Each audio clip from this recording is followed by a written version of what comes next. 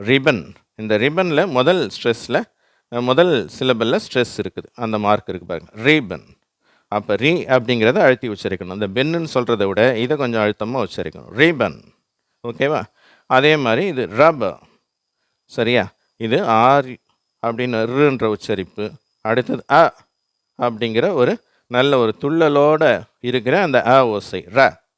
அதனால இது நல்ல அழுத்தமாக சொல்கிறனால இங்கே ஸ்ட்ரெஸ் இருக்குது. இது லேசாக உச்சரிக்கப்படுது. ரப்பர். ஓகேவா? அடுத்தது நாப். இந்த கே சைலண்ட் ஆகிடுச்சு, அதனால் இங்கே எதுவும் காணோம். இந்த நாப் அப்படிங்கிறோம். சரியா?